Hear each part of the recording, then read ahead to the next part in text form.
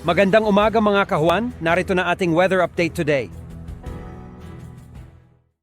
May 13, 2024. At sa ating latest satellite images natin, makikita natin na easterlies o yung hangin nagmumula sa karagatang Pasipiko ang makaapekto pa rin, partikular na sa malaking bahagi ng ating bansa.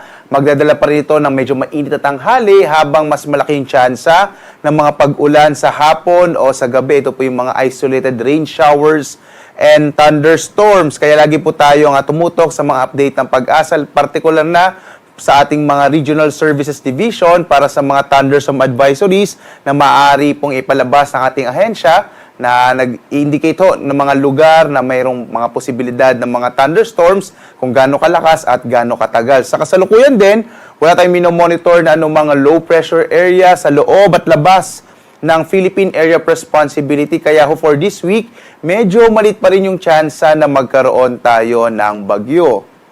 At dito nga sa Luzon, narito ang ating inaasahang magiging lagay ng panahon kung saan isolated rain showers and thunderstorms pa rin ang mararanasan. Mas malaki yung tsansa ng mga thunderstorm, particular na dito sa may silangang bahagi ng Luzon. At dito nga sa Lawag, agwat ng temperatura natin 26 to 34 degrees Celsius. Sa Baguio naman, nasa 18 to 25 degrees Celsius, habang sa Tuguegarao, 25 to 35 degrees Celsius. Sa Kamaynilaan, aabot na hanggang 35 degrees Celsius ang maranasang temperatura. Sa Tagaytay naman, 24 to 32 degrees Celsius. At sa Legazpi, 26 to 33 degrees Celsius. Dumako naman tayo sa Palawan, Visayas at Mindanao. Dito sa bahagi ng Palawan at sa Visayas, makikita natin generally fair weather pa rin ang mararanasan habang may mga tsansa ng mga pulupulong pag-ulan, pagkidlat, pagkulog, lalo na bandang hapon hanggang sa gabi. Agwat ang temperatura natin sa Calayan Islands ay mula 28 to 34 degrees Celsius.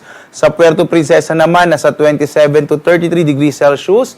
Sa bahagi ng Iloilo, nasa 28 to 33 degrees Celsius. Sa Cebu, 28 to 33 degrees Celsius. Habang sa Tacloban, nasa 27 to 32 degrees Celsius. At itong bahagi ng Mindanao, may namataan ho tayo ng mga pag-ulan, partikular na sa bahagi ng Zamboanga. At makararanas pa rin ho ng mga isolated rain showers and thunderstorms. Agwat natin ng temperatura sa bahagi ng Zamboanga City, 25 to 32 degrees Celsius. Sa Cagayan de Oro City, 26 to 32 degrees Celsius. Habang dito sa Davao, nasa 25 to 32 degrees Celsius. At sa kasalukuyan nga ho, wala tayong nakataas na gale warning, kaya ligtas pa rin pumalaot ang ating mga kababayan, partikular na itong mga sasakyang pandagat at mga malilitang mga bangka sa mga baybayin ng ating bansa. Bagamat iba yung pag-iingat dahil ngayong buwan ng Mayo, magsisimula na ho ang mga thunderstorms natin, kaya iba yung pag-iingat pa rin pag tayo ay naglalayag sa ating mga karagatan. Ang araw natin, sisikat ganap na 5:29 ng umaga at lulubog, ganap na 6:16 ng gabi.